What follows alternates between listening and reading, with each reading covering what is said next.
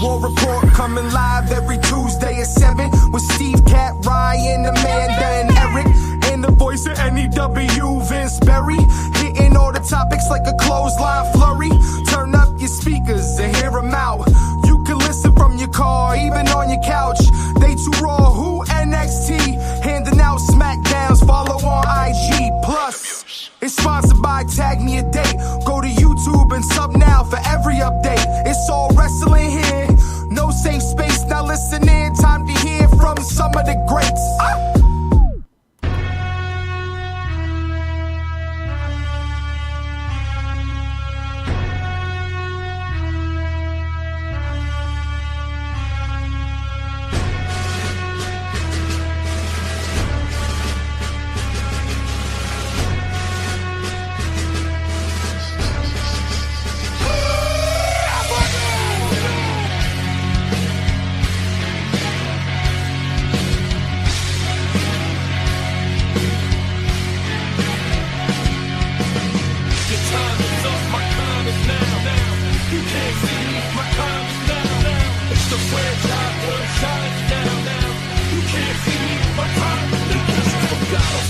I'm still hot, knock your shell off. I'm pretty stacked fat, plus I can't turn the swell off. Welcome everybody to another edition of the War Report After Dark. We finally heard from John Cena. The only thing I felt was missing was a little change with music, but we'll get all into that amazing promo to open up Raw. Thank you for holding it down last week, but I am back. Yeah. And we got to talk John Cena, Vince. What's going on? Of course. Just ready to talk because, like, this is the promo that I think everybody has wanted from John Cena for years, maybe decades. Yes, absolutely, man. You wonder how he was going to justify. Hi, Tara. You wonder how he justifies his heel turn. Yeah, the movie was pretty good. And that was his. He spent 20 minutes. I think it was 23 or 24 minutes. And I don't. And it wasn't a long or dragged out 23 minutes. That was just him doing his thing, and everybody was locked in. That is by far going to go down as one of the greatest promos of all time. It had everything you could ever want. The guy stood in the ring for the first 5 minutes without having to say a word. Amazing. The crowd told the whole story. And we'll talk about the crowds too. But the reaction was just insane. And then he drops the mic and goes to leave. And then they boo even more. Right. And he does that a few times. And then just starts going in. But what I liked about it, it was the typical blame the fans type of promo, like you're the reason why I am now who I am kind of thing. But at the same time, he made it entirely his own. He's not wrong. That's the thing. You listen to it, you go, he's not wrong. Everything he said was true. And for the John Cena kid in the front row, I mean, that kid was about to break down in tears. And he's like pointing, he's like, me? He called the crowd idiots and sons of bitches. Like, this is John Cena. Like, this is great. But, like, he made mention, like, I'm not going to change my appearance because you guys dress like me. I don't dress like you. Okay, fair. I'm not going to change my music because that's me. But you could easily do what I found randomly, because that actually did sound pretty cool, but you could change the music and still have you in it. You know what I mean? But, like, dude, you're heel now. I wanted a change in the music. I think, like, for me, that was the only thing missing. Other than that, which is minimal for sure. Yeah. It was just awesome. I mean, and again, the best promos are the ones that have a lot of realism to them, and this is 25 years of real. Like, the crowd has always treated him like shit. And now it's, True. My time is now. It was great. And Cody keeping it short and sweet. That was great too. I wanted a little more from him, but I get the point. Like, you couldn't have another long promo after the long promo. Dave Abbey over at YouTube. I'm devastated Cena broke up with me. You know, somebody said, did he ask Nikki Bella if it was okay for him to use the same speech again? It's like that. It was great, though. Hey, Jim, what's going on? How are you? Tara, exactly. Yeah, I know that was well. Yeah. But how great. It was so good. It was, and the crowd was amazing. The crowd SmackDown, like these international crowds. I always say that I the only thing that I hate when they do them is that, you know, Raw's at 3:00 in the afternoon or PLEs are at, you know, whatever time. Yeah. But the crowd makes it worth it because those crowds are just on fire from start to finish. Well, because they're so we're spoiled here. We get wrestling, whether it's WWE, AEW, New Japan comes over, or any of the indies that are out there, or TNA, MLW, etc. Like, we're spoiled. We can drive 20 minutes and find a wrestling show. Right. These guys don't get it, and they especially don't get the big show. They don't get the. No, I don't mean little. They don't get televised Monday Night Raw. No, they might get. You know, over the years, traditionally they'd get house shows. They do the infamous European loop. Right around this time, right around like after WrestleMania, they would do a loop like Italy, Germany, Belgium, whatever, you know, all that stuff. And that would be, and once in a while, you'd get like Insurrection. You'd get a UK pay-per-view, but you wouldn't really get that many international pay-per-views. And now with the way broadcast works and internet and all this other stuff, we're able to broadcast a show that 20, 30 years ago would have been too expensive to broadcast or just too not feasible technology-wise. Right. No, it's true. It's very true. But they just bring something, you know, their excitement is just, it just makes the show go a lot faster. And, again, they're just hitting home runs. They didn't make us wait. They opened up the show with Cena. Right. Like, you know what I mean? Like Hogan's big heel turn, he cut a promo that night.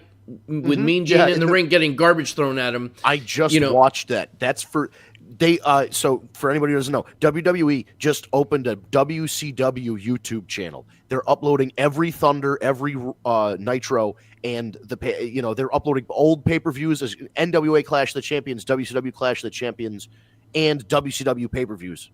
That's awesome. It's phenomenal, dude. It's so good to just be able to pop up an old pay-per-view and watch it. But yeah, you got it. You have to capitalize on it. You can't be like coming up, John Cena. Up next, John Cena. After this commercial, don't tease it. Get right to the point and they deliver. You want to know what's great too?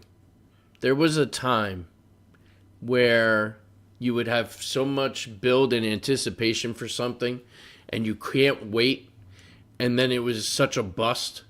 Like you were just like, oh, really? Like the big return is Jinder Mahal?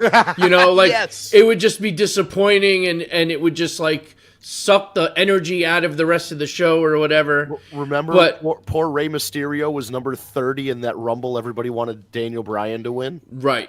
Right, exactly. So we haven't had that since the new regime. They've been delivering on all these highly anticipated moments. So it's been great. Yeah, I think the one thing, and we'll get into it later, is I think, this Jey Uso thing, he's fine. Again, I keep saying this. He's fine. I have no personal problem with Jey Uso. I just think is he the guy? Is he the guy that... so over. Yes. Know, but look at the Yeet Fest every single week. Yeah, but he had the flop dollar turnbuckle, like he jumped over the top rope and messed up, and then he he did a crossbody instead of a spear. I know, but it's just this is the wrong time for it to happen. I'm just playing devil's advocate. Listen, as long as it doesn't happen at Mania, we're good. But I just, I don't want. He's going out and he's having these matches, and they're kind of quick, like for better or worse, squash matches. He has to maximize his minutes and make sure that those are entertaining because there's still enough time for them to. I don't want to say lose hope. Look at this crowd week after week. They are so behind him right now.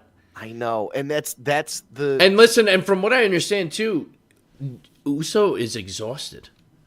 I mean, sure. he's been nonstop, with for all this years. international stuff, and then but even more so now because now he's in one of the main Right. event spots at Mania. So, he's been nonstop. The guy's got to be exhausted. I mean, a lot of them, These I'm international tours take a lot out of you.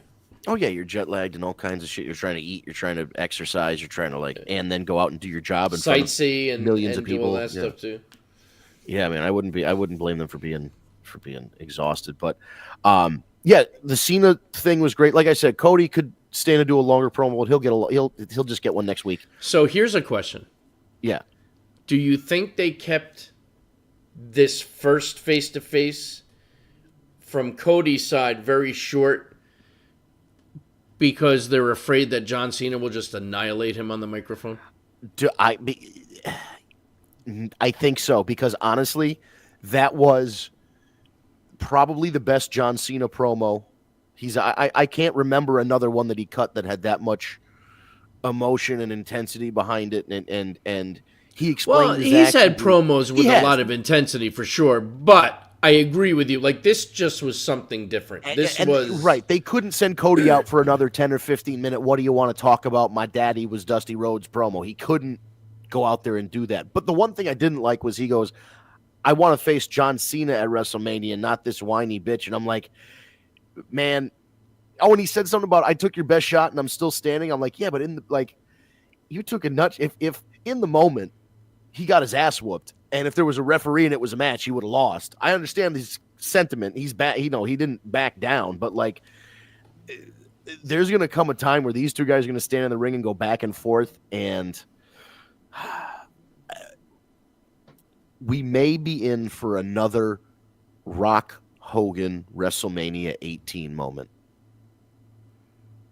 That's all I'm saying. Where Cena turns face? I'm saying, and he doesn't even have to. I think the crowd, he's going to do what he's going to do as a heel, and the crowd's going to cheer for him at WrestleMania. I don't know if that's going to happen, but I just feel like he's so, that was such a good promo. If he can keep that momentum up, it's going to get to the point where he's the heel that people cheer for, and I don't know how he's going to prevent that from happening. Right. Yeah. I think Cena, and also, I think after seeing this promo on Monday, I am 100% on the John Cena beats Cody at WrestleMania train, and I think that it's a waste of his heel turn and waste of that promo. There's no way John Cena loses. He can't lose. He can't lose. Because this is and I think I explained this last week when you weren't here. This was the mistake that they made a lot with John Cena at WrestleMania, was that he was so fucking untouchable that WrestleMania got predictable once you got to that point in the main event and crowds were turning on him. And I think if Cody beats super corporate Cena with The Rock and Travis Scott and everybody else in his corner, that's so overcoming the odds and all that, it's gonna turn Cody into the next Cena in terms of people starting to get sick of the whole being undefeated or whatever thing. It gets old at a point. Yeah. No, I agree. But I like how it's still very, you don't really know how this is going to go. No. I really do believe Cena wins. I believe he should, but do I believe that they're going to take the top? I don't know if they're going to. It would be such a bold move. And the other thing, too, is how does Rock come into play now, too? Because notice in that entire promo, he doesn't say anything about The Rock. It was solely about his toxic relationship with the crowd and why he did what he did.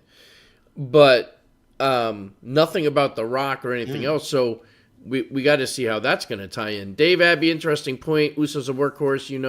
You'll see him every week. If Cena wins, he'll be part-time. I mean, that's the other thing, too. Cena, if he wins the title, which I still think he's going to, he's not going to be there every week. Yeah, that's true. But, that also could play into But we dealt with that with Roman. Right. So. And, it's an old school thing, but guys, back in the day, you had to pay to see the champ. He might have came out and cut a promo or went against the Brooklyn Brawler for 2 minutes to send people home happy. But if you wanted to see that the was world like Hogan champion, in the 80s. Exactly. If you want to see the world champion, you had to buy a fucking ticket. So I remember watching Superstars every week, and at most you got Mean Gene and Hogan cutting a promo, but maybe once a month you would see Hogan on regular TV right before the pay-per-view. Exactly. Yeah, he would just cut that backstage Mean Gene, I'm going to be in your area kind of promo, and that was it. And until you got towards the pay-per-view era, and then he would show up, and then of course everything has changed, but I think it would tie into the new Cena attitude of you have to pay to see me. You know what I mean? Like that could be like part of the whole thing. It's like I'm part-time because the money I make is when pay-per-views are on or whatever, you know? There could be a justification for it. I'm so excited to see where else this is going to go. I'm very interested to see where this goes. It would be. But now, when do we see Cena again? Have they? I don't know if I've heard anything. I don't know. I would assume too. My thought is the way that it's worked out so far is that 1 week has been a Cody week. Even if Cody's out there during Cena's segment, that was Cena's week. You know what I mean? I think they're going to go every other week is going to be like a Cody, a Cena, a Cody, a Cena. Whoever has the main amount of time. But I haven't seen anything official yet.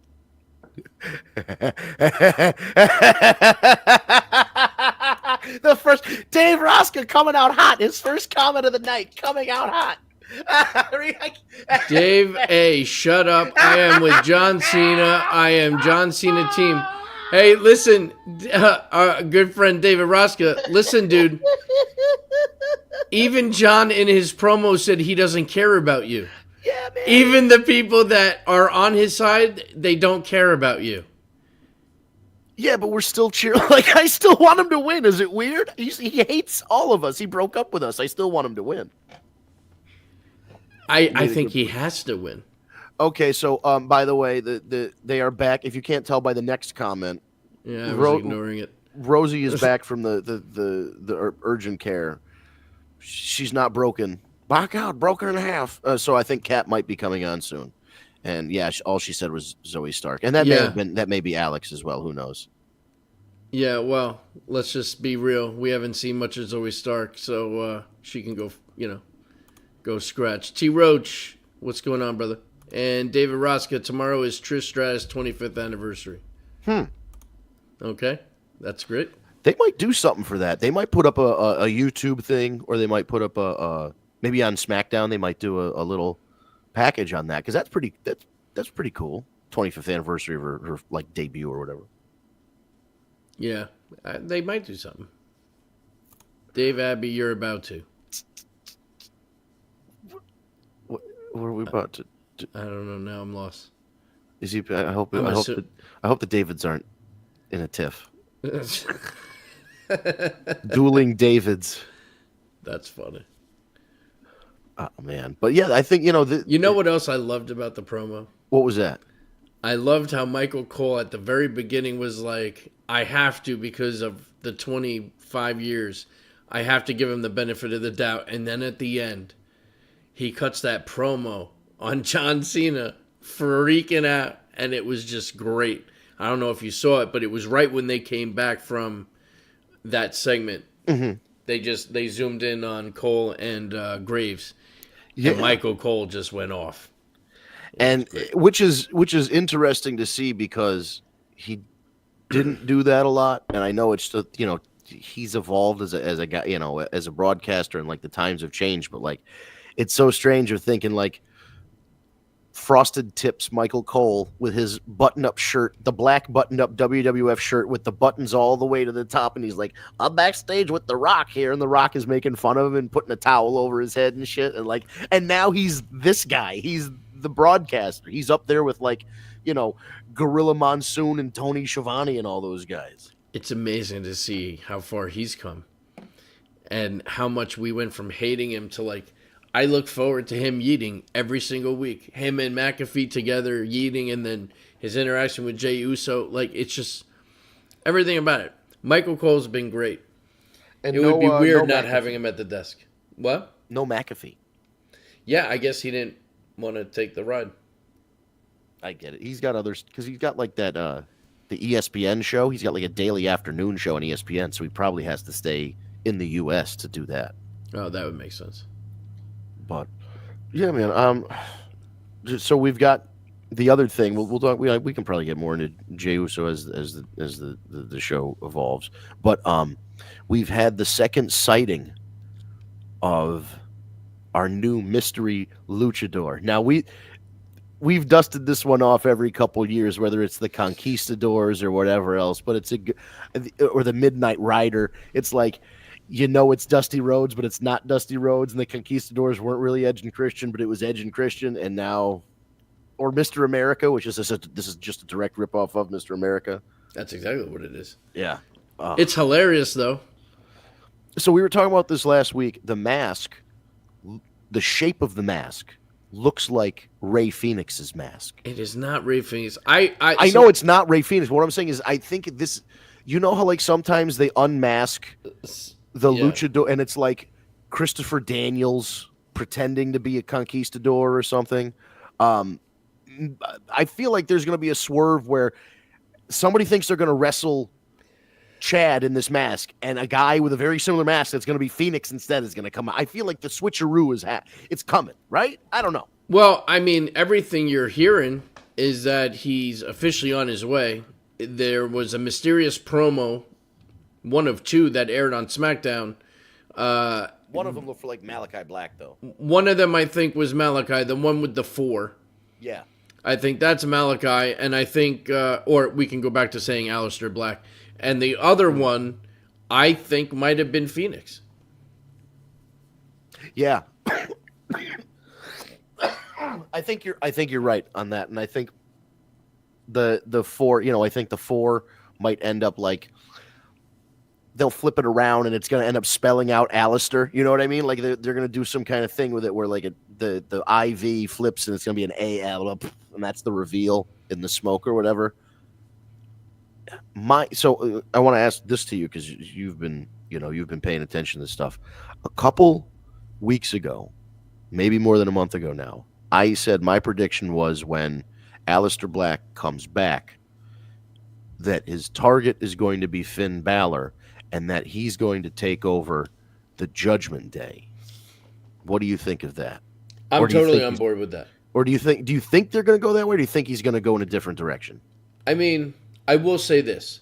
They keep teasing the idea of adding another member. Yeah. So I could easily see that being Black and then him taking out Finn Balor and becoming the leader. Because now you just created more tension, even more so now with Dom and Finn after what happened on Raw. Yeah. Right? So that's going to bleed over to next week.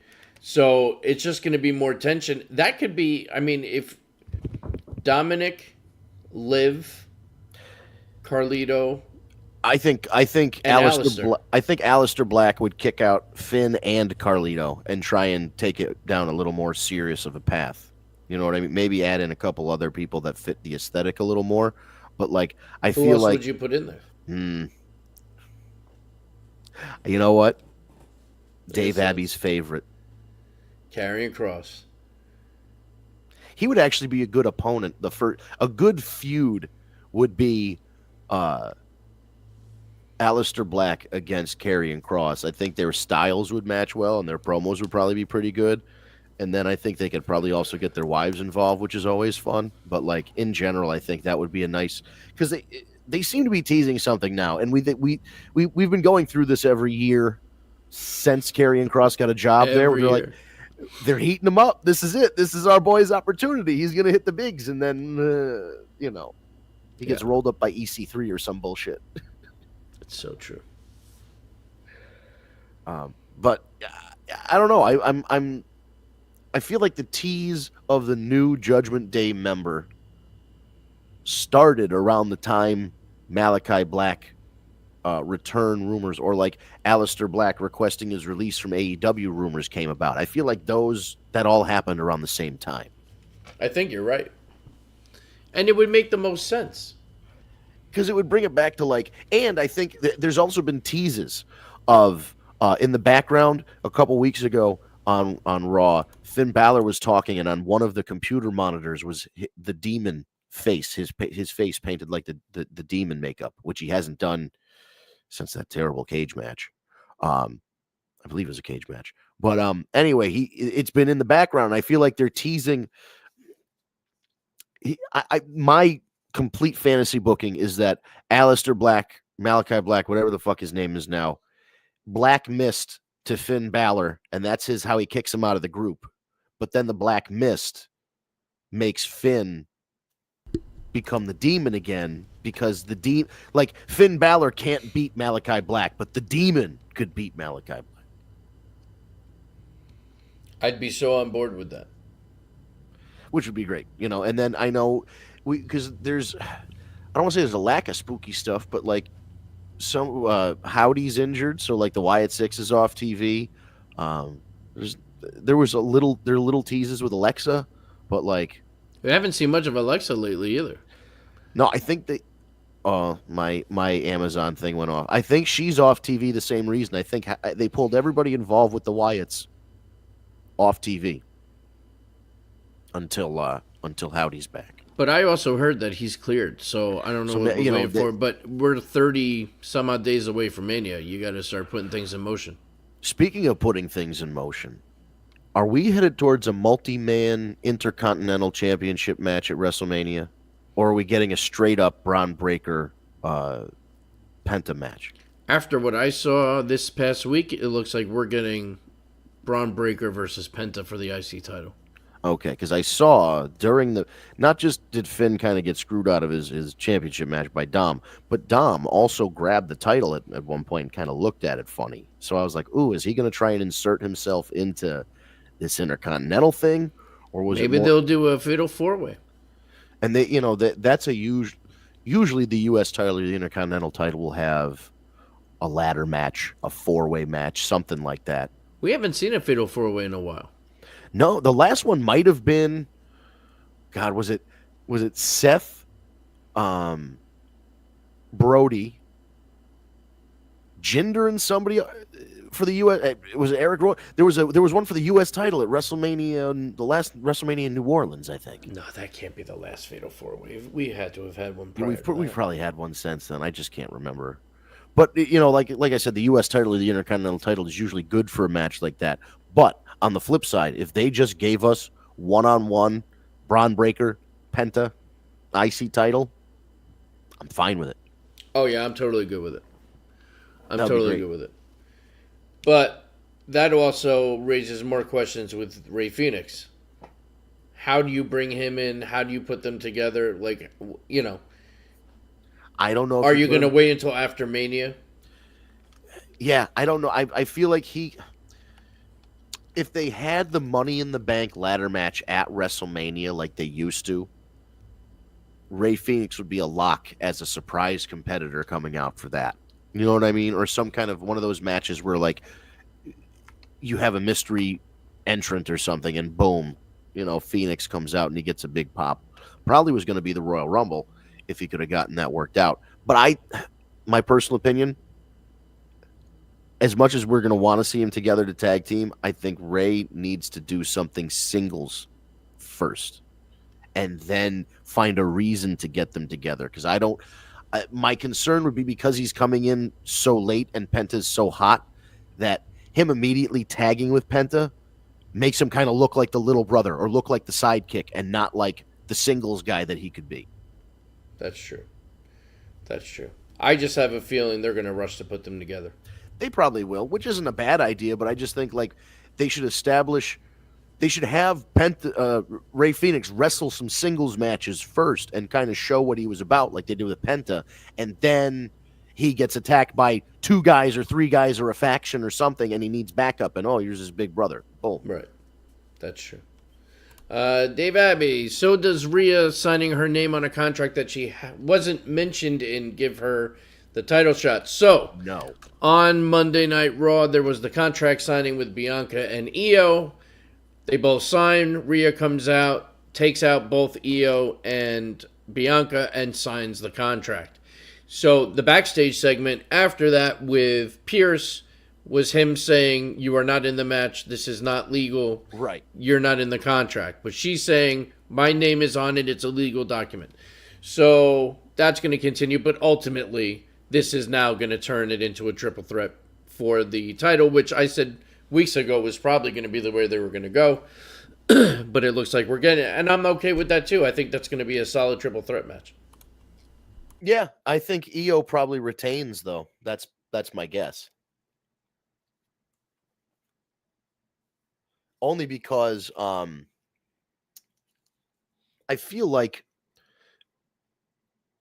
the story they're telling with Rhea Ripley is that she's so distracted by Bianca that she's kind of underestimating Io, and Bianca's so distracted by Rhea that she's also underestimating Io.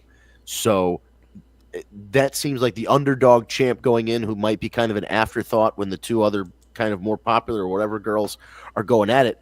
She might be able to sneak a win by rolling up Rhea or something like that at WrestleMania. I just feel like that, that's the scuttlebutt on the internet is like, this is probably what's going on or what should happen. I don't know what you think. I don't know what to think, to be honest. Part of me wants to say Io should keep it, but then there's another part of me that says it goes to Rhea. But then it's like, well, why did you have her drop it in the first place? Yep. So, and that also, and Dave Abbey agrees he'd hate to see Io have a 15-minute title reign, and I agree. I mean, she earned it. I think she should have another run. Right, and that, Rhea losing, she can go different directions with it. She can go further into a heel turn. She, like you said, she can try and work her way back up to getting a championship, contenders match or whatever. There are ways you can take the story now, because she's kind of been riding the popularity of the Dom and Mommy thing, and that's been over for a while, definitively over for a while now. And not that she's not as hot as she was, but you lose steam at one point and you need to change it up. The same thing doesn't work forever. Ooh, I still think Jade. I was going to say, I think Jade or Naomi or somebody is going to interfere to distract Bianca, and Rhea, while being distracted by Bianca's distraction, gets rolled up or pinned by Io. I can see it going down that way. Dave Rosca, Bianca Belair's winning. He's been saying that for a while. She's the only one I don't think is walking out with the title. That's nothing against Bianca. Right. I love Bianca, but I think Bianca's heel turn is around the corner. Yeah, it kind of seems that way. Yeah, Brody says thank you for the shout out. Of course, Brody, happy birthday. I'm glad he's 7 and a week now. But I don't think Bianca's. I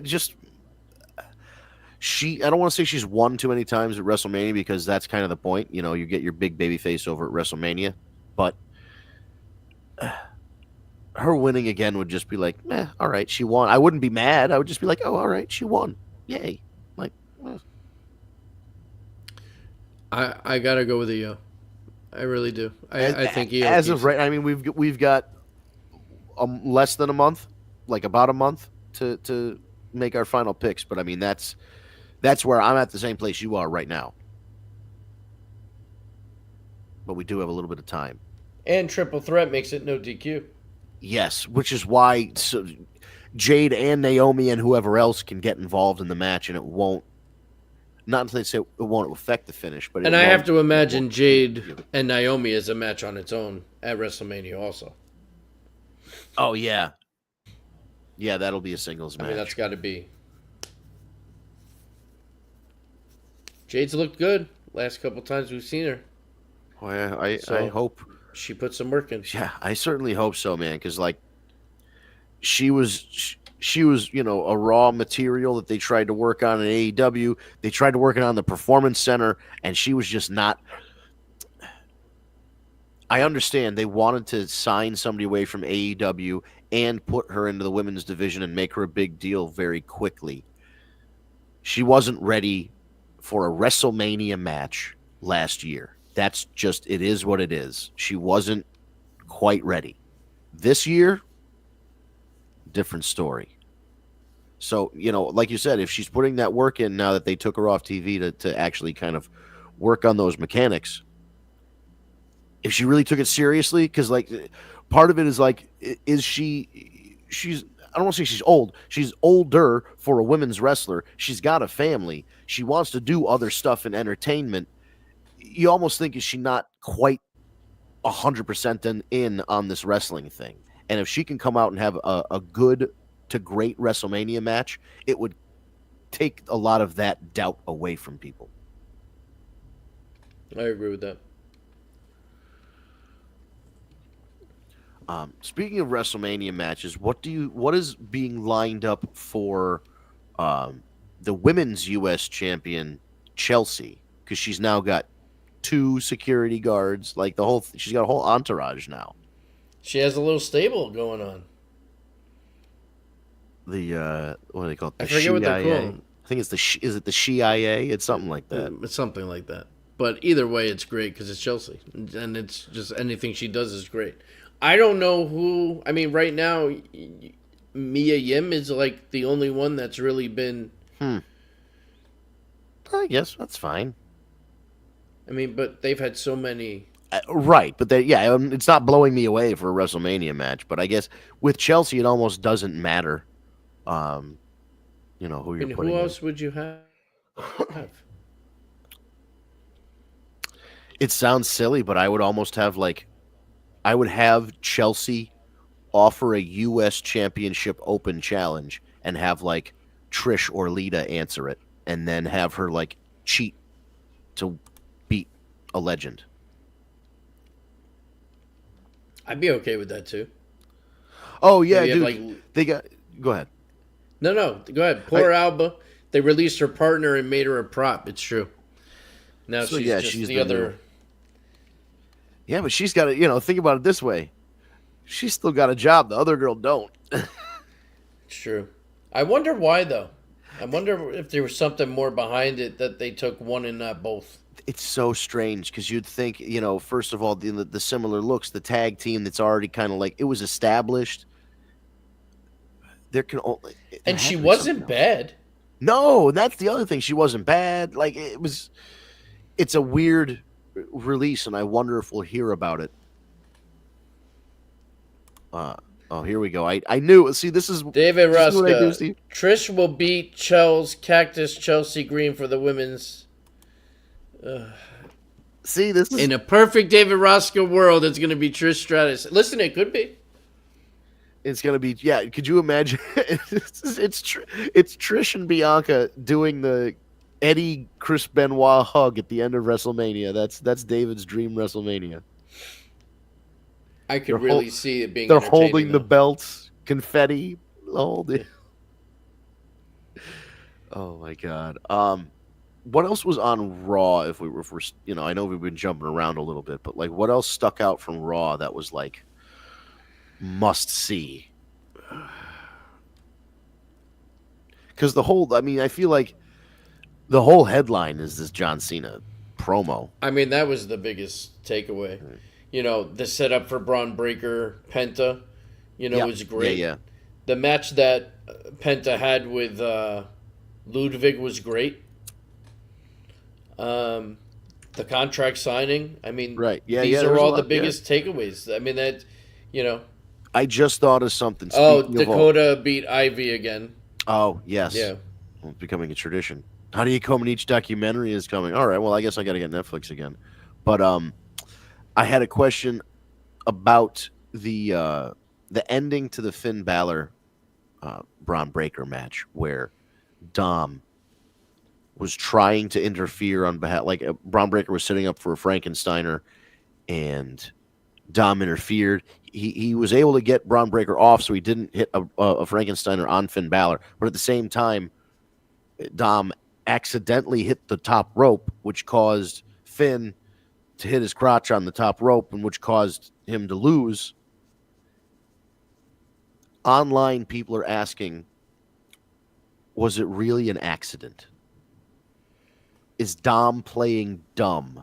Is he just going, oops, I accidentally caused you to lose that match, when when the reality is he did it on purpose because he wants that title? Listen, the reality with everything going on lately, I could totally get behind that theory. This is the continued setup of the split with Finn Balor and Judgment Day. Which is why I think there's going to be a multi-man match for the Intercontinental Championship, because there will come a point in the match where the Judgment Day thing bubbles over. Those two guys basically fight and take each other out, crash through a table or off the stage or some shit. And then you're left with Penta and Braun not having a singles match, but because those other two guys were essentially eliminated, they can go one-on-one and then have like the spotlight. Right.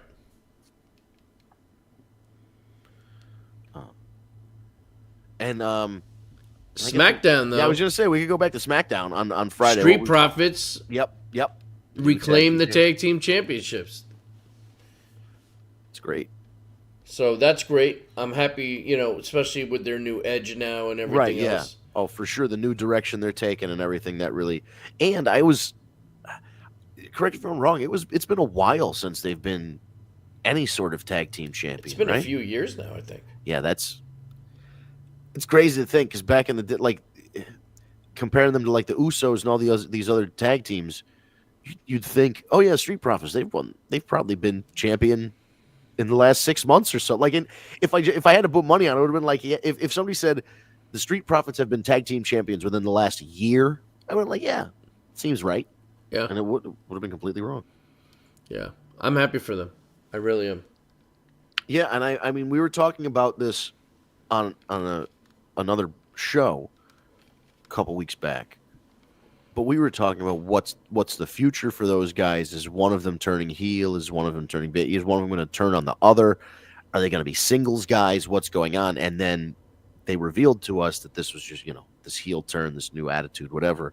And I'm glad they didn't. I am too, because it almost seemed like, as I was saying with some other stuff, it got to the end of the road for what they were doing, and they needed to change it up. The same way the New Day, it got to the end of the road of what they were doing, and they needed to change it up. So it's good that they recognized that it was time to change.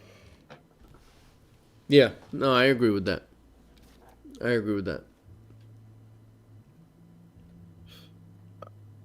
Oh, Tiffy Time and Charlotte had an all right brawl that lasted like 2 commercial breaks. Yeah. Tiffy doing a swanton off the top of the big Tron. That's great. That was a great brawl. I'm still horrified every time I see Charlotte Flair. Just like, honey, what did you let them do to your face? She had way too much work done. And you just need to ease. Like, I understand you're on TV. You want to tweak a couple things here and there. But I mean, man, it's like they put a bolt behind each of her ears and just tightened it with a ratchet. Like, what are we doing? Body's insane, though. Dude, she's in phenomenal shape. Like, I no knock. She's a hard worker. She, wrestling was not even her first sport or her first love. She was like a softball player. And for her to excel at this is pretty remarkable. Because Ric Flair, while having pretty good cardio, I would never be like, Ric Flair's an athlete, as in like, I bet Ric Flair could like cross somebody up on the basketball court or like kick a field goal or something. I don't picture Ric Flair hitting dingers. Like, he's very good at wrestling because it's like mat based. You're not leaving your feet a lot unless you have to do like a big spot. She's so much more. What I'm saying is like, she is so much more athletic and in shape than Rick ever was. Think about that. Somebody that this was definitely not the first choice of careers and is going to go down as one of the greatest of all time. Absolutely. It's great. And it's great. It's tragic because that it came at the loss of her brother. Yeah. I was watching one of those WCW Clash of the Champions on the new WCW YouTube channel, and Flair won the title. I forget who it was from, but they interviewed her on, they interviewed Rick, and then the family was there, and like Ashley, Charlotte was there, and she was like little, and Reed was like 5 years old, and the kids all, and David was there, and they all had like 90s bowl cuts, and it was just like, oh my God, this little kid. We saw him grow up, and then we saw him pass away, and it's just like so sad to see him. But speaking of, as Dave said, you hear about the wrestler that died in the ring in Richfield Park. Yeah, Vince Steele. Yeah, Vince Steele, and it happened to be a good friend of Big Heck, who is on and off on the show. Also has done some pro wrestling, trained with Vince Steele knew him and his family very well. Yeah, it's horrible. He had a heart attack in the middle of the ring during a match. Terrible. And there's been a lot of talk online, and I've seen so many different perspectives of it. First of all, it's an absolute tragedy because the guy, from all accounts, everything that I've seen online is completely positive about the guy. Nobody had a bad word to say about him. As you said, he was a trainer, very well liked amongst whatever locker rooms. Because I saw so many people on Facebook that you're like, oh, I didn't know he knew him. I didn't know he knew him. And it's like everybody knew Vince Steele, and it's horrifying for the fans. I mean, the audience saw this happen live. Luckily, there was somebody there who knew CPR that was administering CPR until the police arrived, and then the police gave CPR. We're trying to resuscitate him as it took the ambulance. Unfortunately, it took the ambulance 23 minutes to get there, which who knows? It could have been enough time to save him. It could not have. The extra 23 minutes probably would have given him a better chance, but we're not in that position to guess. It's unfortunate because it happened in New Jersey.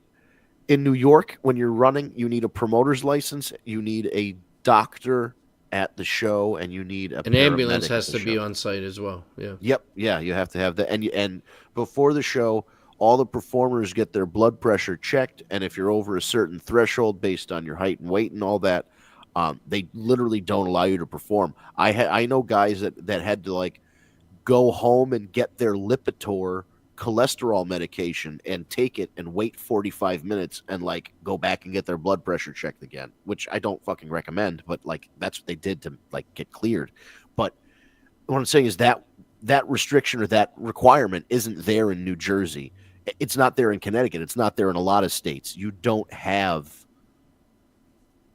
the state coming down on you and saying you need a paramedic at the show, which is, I understand both sides of it. As somebody who's promoted shows before, having police, having ambulances, having a doctor, that's cost, and that's cost that you don't make it back in an it's not like you pay $500 for the ambulance and then people take pictures and autographs with the ambulance guy and you're making back meet and greet money. Like you could do with Jeff Hardy. You pay Jeff Hardy money. It's expensive, but you're making your money back and you're making a profit. Like this is just part of the cost of doing business, and it can be several $100s. I understand why indie promoters wouldn't want to do it, but at the same time, we see the outcome. Yeah, and there is a GoFundMe if anyone's interested. Yes, definitely. To help support. I believe his wife is the one that started it. Right. It's to support Vincent Steele Roses.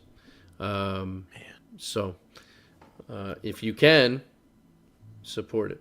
Yeah, man. And just, if you're, it's too bad because I don't know what, you don't know. I don't know him personally. I don't know if he was getting checked out. I don't know if he went to the doctor. Like it's one of those things, especially with guys, where it's like you might not feel great, but you're like, I'm fine. I got kids. I got things to take care of. I got work. I can just power through it. And we as men just don't get checked out at the doctor as much as we probably should. And man, if it's just a straight up heart attack, who knows? It could have been something preventable. If you go and get an EKG at the doctor, you get your yearly physical, whatever. And I don't know. It just stinks to see a guy who's he wasn't old. He's not an old guy. So when you see somebody like that pass away, you're just trying to think of how you could have prevented it from happening. Yeah, that's really what it boils down to. And so, was he, correct me if I'm wrong, was he the guy, if it was Vince Steele, the one in that viral video? I believe so. With Hector? Oh, my goodness. Okay, yeah. Yeah. Man. That was was Vince Steele the one jumping into the ring, or was Heck the one that was trying to jump into the ring? No, Heck tried to make it look as good as possible. He was the one standing on the apron. And he was going to do this, springboard thing, yeah, and he drop kick and and Heck I like the way Heck sold it, almost like the vibrations of the ring. Steel, yeah. He was like, oh, like that. Oh, right. It was good. Yeah, props. And to him that for- was all like, I better figure out something to make this look somewhat good and help In the protect moment. him. But yeah, that was rough. But Hector had great things to say. So yeah. And I don't and remember- again, I've never heard a bad thing about him either. No, I don't remember when it happened, but I do remember that we had Hector on the show right after the video went viral to not defend himself, but kind of explain the background of the video. And I remember that being a fun segment of listening to him kind of explain. It went viral What on happened? Botchfest. Yes, Botchamania or whatever. Botchamania or some shit. Oh. In fact, there was a TV show where it aired with Chris Jericho and like reviewing it and just dying. I got to see if I can find it. Oh yeah, that would be a good thing to find because it's sad, and not that you want to remember the guy by busting his balls, but like he's part, for better or worse, that clip is part of wrestling history, man. And I'd rather remember him as the guy that did the goofy drop kick than the guy that dropped dead in the ring. I'd rather celebrate his life than like talk about his death all the time. So that's how I'll remember Vince Steele as the wrestler who was a good guy and a good trainer, and Did a not lot just, of good for the business. right, and not just the last moments of his life. You know what I mean? A lot of people remember, if somebody dies tragically, they remember the last moments, and that's kind of all they talk about. It's like there's definitely more to his legacy than that. So again, rest in peace, Vince, and Hector and everybody else that knew him. It's our condolences. That's terrible. It's awful. So, not to change subject as we reach top of the hour, have you checked out LFG yet? I have not. I've seen you guys talking about it in the group chat. Well, we talked about it on the show. Yeah, but you talk You about gotta watch it. It's so good. And this week, CM Punk was on. And he had these guys do impromptu promos, amongst other things. It was really, really good. So you guys should definitely check it out if you're not watching LFG. It's literally just a new age Tough Enough. But, Right. You've got 4 of the greatest of all time that are judges and coaches, and it's very cool. It's very well done. Yeah, and I saw Kat commenting on it as it was happening too. I guess there's like a There's one kid, he's a real jerk off. I was just gonna say there's always that one guy on the show that's like, even on the Real World or whatever, there was always that one guy. So they have the guy that's adversarial, and they have him with Bubba Ray. Yeah. But the guy's done because he got injured. And now I think, based on what we just saw this week, it looks like he quit. So Oh wow, damn drama. we'll see. Yeah, but it's good. It's a good show. That's good. And these guys, are they how much wrestling background do they have? Are they amateur? Are they? Some of them have background. Some of them don't have any. There's another, a female Kurt Angle in there, Olympic gold medalist. Oh, so it very much is Tough Enough. Then they have people who've never done it before and people with some experience. Okay. Yeah, Roxanne Perez's boyfriend is in there. Oh, cool.